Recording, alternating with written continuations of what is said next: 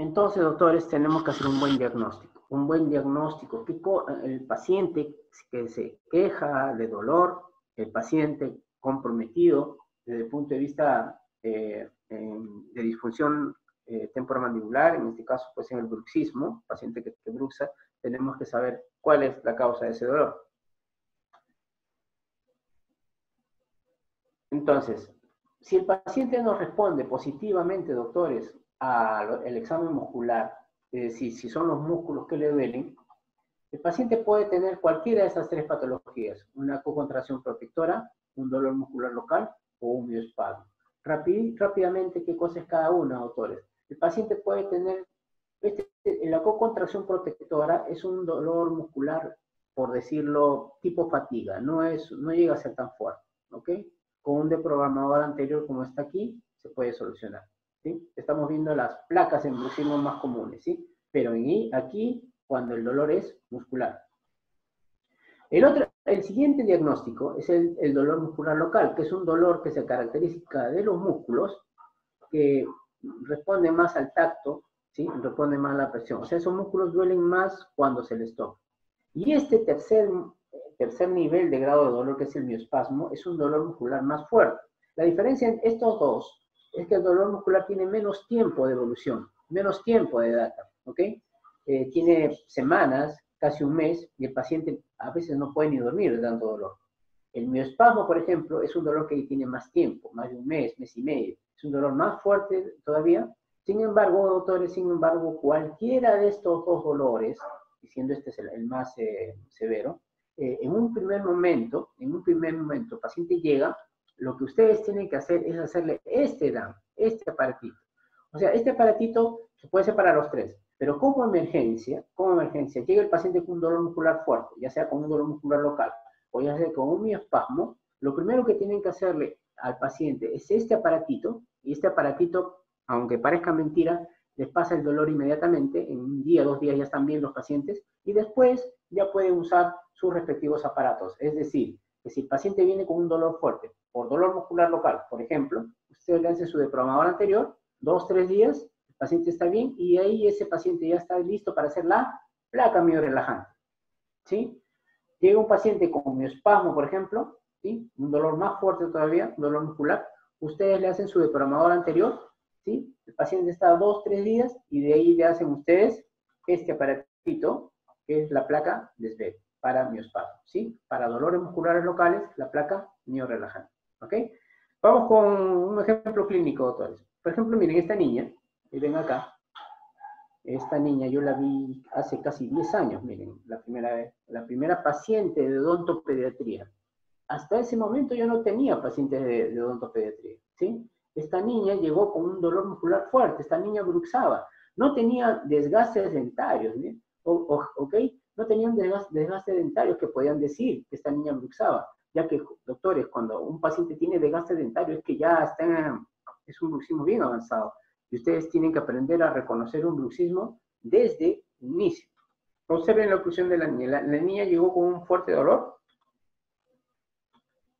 Esta es su oclusión, miren. No hay facetas de desgastes. La línea alba se ve algo blanquecina. ¿Sí? Inflamación gingival. ¿Sí? Dolor en toda esta zona de la niña, en toda la cara, en toda la zona, dolor de cabeza, dolor en las mejillas. Al examen clínico tenía una fuerte contracción muscular, la niña tenía un dolor muscular local fuerte, el diagnóstico tenía un dolor muscular local, ya iba a necesitar su placa miorelajante. Sin embargo, doctores, ese día a los pacientes pues no se les puede simplemente decir que vengan después de 2 días, de 3 días, a tomar la impresión para hacer la placa miorelajante. Esos pacientes están tan adoloridos que ni siquiera se les va a poder tomar la impresión. Entonces, lo que tienen que hacer, doctores, ustedes para ese tipo de emergencias, es hacer un deprogramador anterior, como ven acá, ¿ok? Este deprogramador anterior, ¿qué es lo que va a hacer? Desocluir. Y provocar una desoclusión de 3 milímetros, 3 milímetros y medio. La cosa es que evitar que estos dientes contacten. La niña, después que usó este aparatito por 2, 3 días, ya después que la vi, me manifestó que al día siguiente nomás ya no tenía dolor. Parece mentira, doctores, miren. ¿Sí? Parece mentira, miren. la desoclusión que está ocasionando este aparatito, simple de hacer, económico, súper barato, es como hacer 2 coronas provisionales de acrílico para rehabilitación. La cosa es evitar o sea, evitar que contacten los dientes, provocar esta desoclusión. Después de 3 días llegó la niña, así, ¿sí? Tranquila, ya sin dolor. Y luego, doctores, y es a lo que quería llegar, es el segundo aparato de... Nuestro tema hoy es aparatos para bruxismo. El primer aparato es el más simple que les acabo de mencionar, es el de programador anterior, cuyo principal objetivo es aumentar la dimensión vertical. ¿Cuál es la magia de este aparatito, doctores? ¿Por qué este aparato calma el dolor? Porque según estudios hechos por Arturo Mans y otros investigadores de ATM, de disfunción de ATM, han llegado a la conclusión de que aumentando la dimensión vertical, o sea, separando los dientes, 3, 4, alguna vez hasta 5 milímetros, los músculos de la masticación se relajan y ahí ya no estarán contracturados y por ende el dolor desaparece. Y ese es el milagro, doctores, de este aparatito. No tiene más que eso, aumentar la dimensión vertical. Una vez que el paciente ya está con la boca un poco más abierta, por decirlo, los músculos se relajan y el dolor desaparece. Ahora, lo importante de esto, doctores, porque muchas veces me consultan, doctor, la placa miorelajante, ¿cuál es el grosor que debe tener? Y la respuesta es muy simple, doctores. El grosor de la placa miorelajante va a ser este grosor, el grosor en el cual el paciente le ha pasado el dolor. ¿Y cómo yo reproduzco, doctores? ¿Cómo yo reproduzco este grosor? Muy fácil, doctores, les voy a enseñar.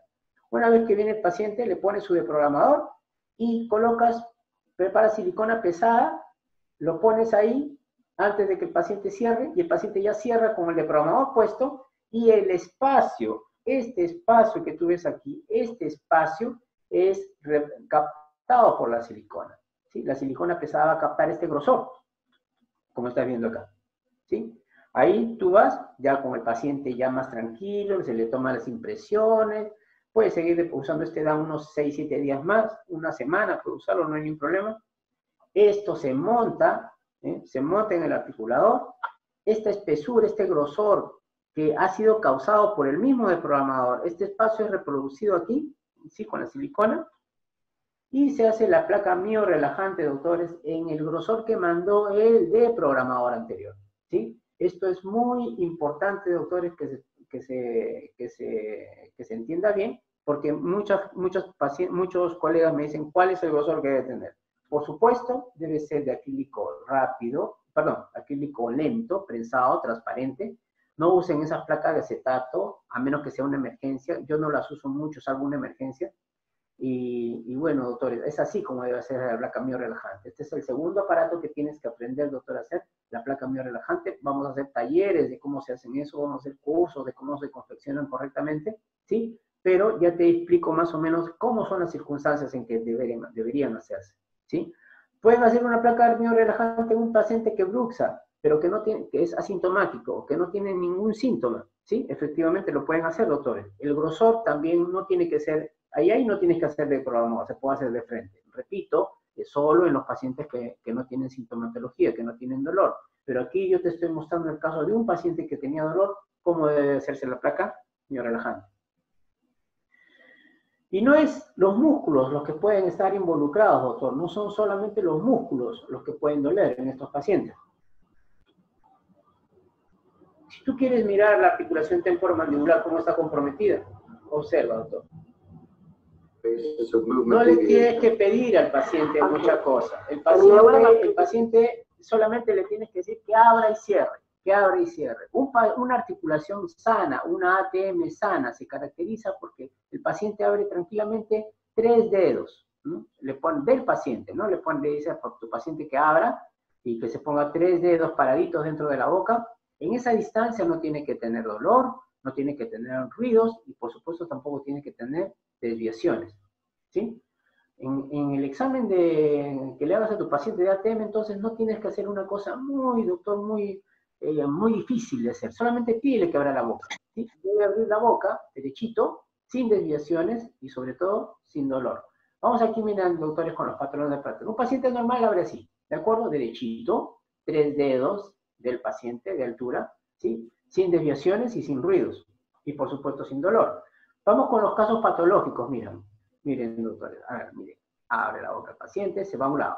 Esto, por ejemplo, es un problema articular, típico, es una luxación discal sin reducción, ¿sí? Vamos a ver otros patrones de apertura, miren.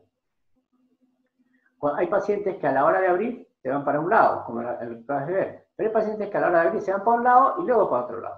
Mucho cuidado con estos pacientes, doctores. Pueden tener problemas discales, articulares o subluxaciones condilares, ¿sí? Así que tenemos un caso y tenemos otro caso, ¿sí? Solamente eso es lo que tienes que mirar, doctor.